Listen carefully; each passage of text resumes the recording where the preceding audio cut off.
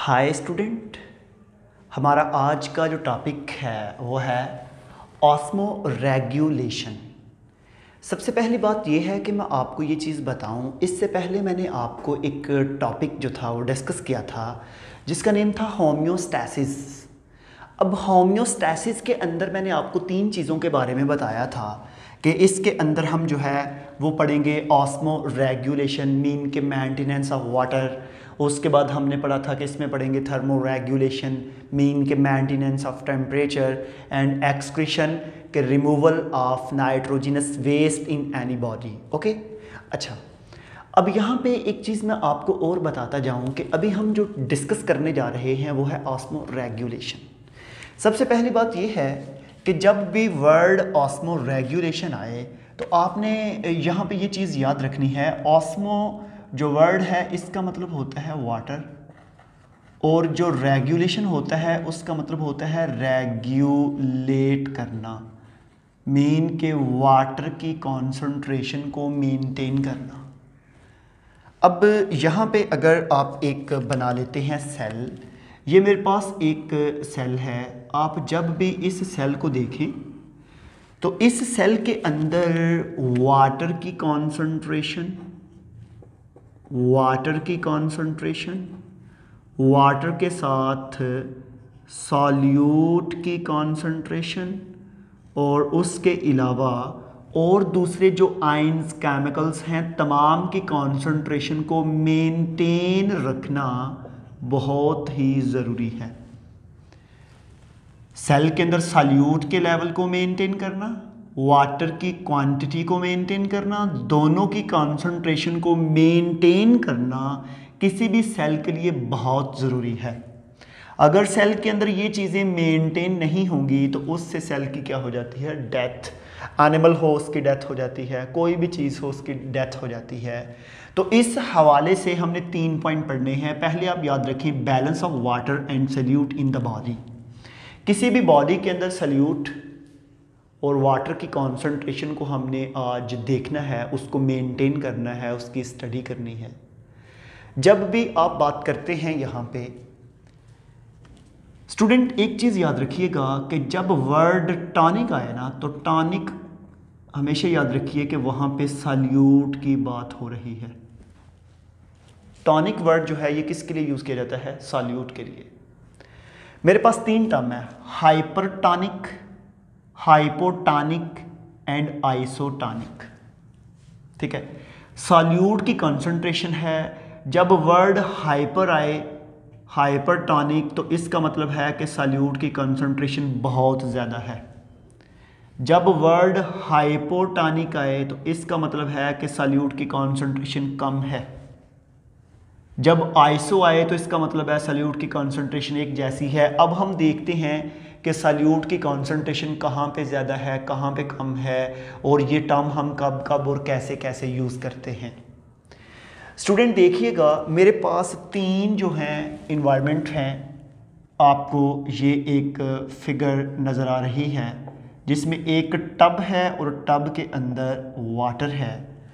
अब होता इस तरह है कि मेरे पास ना ये ग्रीन कलर का एक नॉर्मल सेल है, ये मेरे पास एक नॉर्मल सेल है। ओके, ये क्या है, नॉर्मल सेल। जो ही मैं इस नॉर्मल सेल को इस सॉल्यूशन में रखता हूँ तो ये सेल सारे का सारा स्वेल कर जाएगा, ये सेल सारे का सारा स्वेल करेगा और इसका साइज जो है वो पहले की निस्बत बढ़ जाएगा, ये साइज में बड़ा हो जाएगा, सेल स्वेल कर जाएगा। अब क्वेश्चन ये है कि जो ही आपने इसको सेल में डाला तो सेल में डालने के बाद ये स्वेल क्यों किया, क्योंकि बाहर से इसने वाटर की कॉन्सेंट्रेशन को ऑब्जर्व किया है।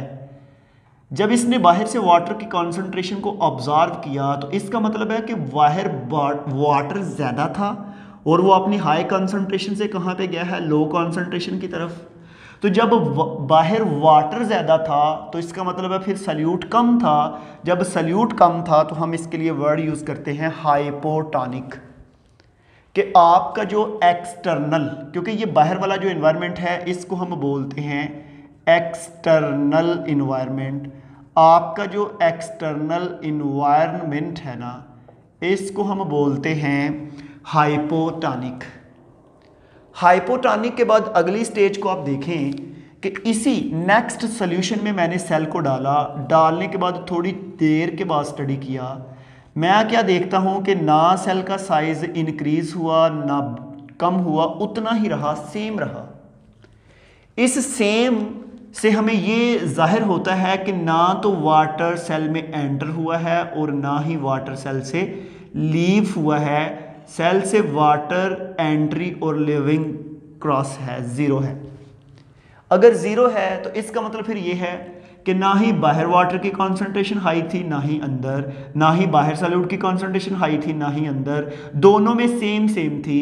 तो जब दोनों में सेम सेम हो तो हम इसको बोलते हैं आइसोटोनिक, मीन के सॉल्यूट की कॉन्सेंट्रेशन आइसो है, सेम है। ओके, ऐसे हमारे पास नेक्स्ट एक टर्म है जिसको हम बोलते हैं हाइपरटोनिक। क्या बोलते हैं जी? हाइपरटोनिक। देखिएगा स्टूडेंट कि मेरे पास जो नेक्स्ट डायग्राम है इसमें क्या होता है कि मैंने जो ही सेल को इसी तरह के सेल को जब इस सॉल्यूशन में डाला, डालने के बाद मैं क्या देखता हूँ कि वो सारे का सारा सेल जो है वो श्रिंक हो जाता है। वो सेल श्रिंक हो गया।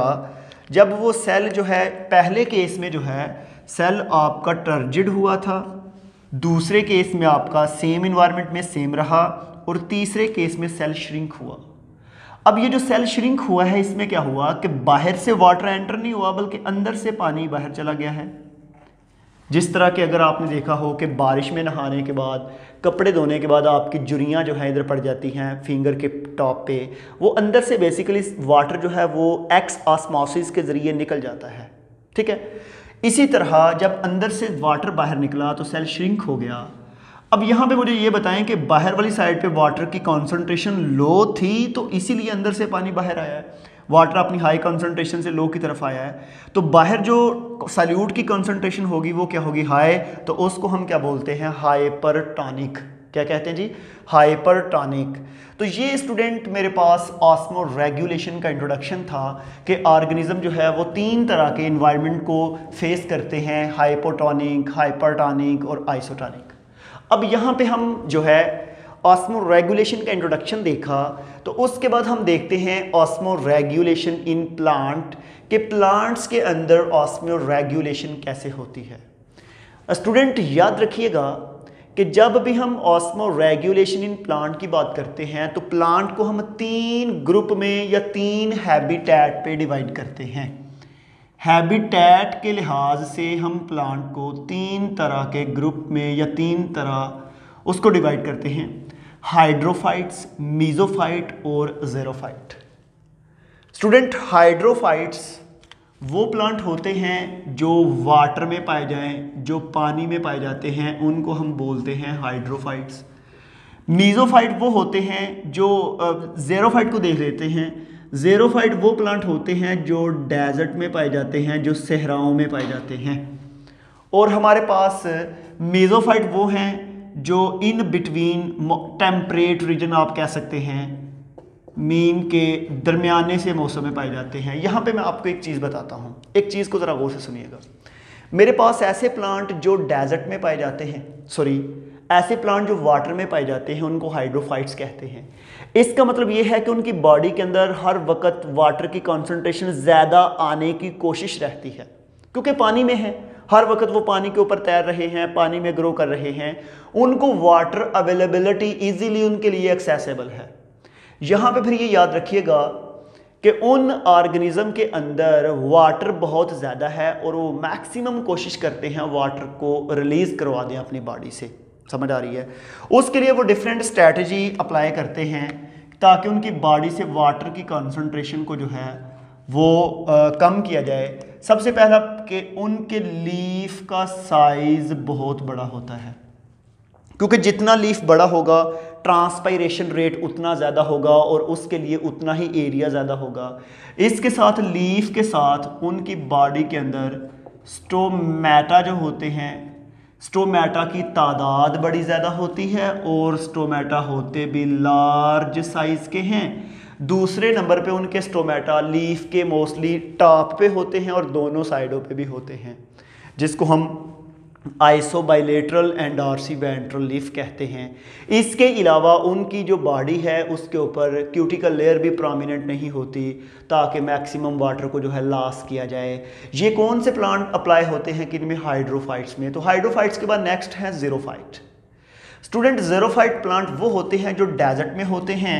अब इन प्लांट्स को याद रखिएगा कि वाटर अवेलेबिलिटी बहुत लो है, क्योंकि एक तो वहाँ पे रेनी सीज़न भी बहुत कम है, बारिश जो है वो बहुत ही कम होती है, जिसकी वजह से उन प्लांट्स को पानी जो है वो नहीं मिलता, उन प्लांट्स को वाटर नहीं मिलता। अब क्वेश्चन ये है कि अगर उन प्लांट को पानी वगैरह नहीं मिलेगा तो वो कैसे अपनी बॉडी के अंदर जो है वाटर को स्टोर करेंगे?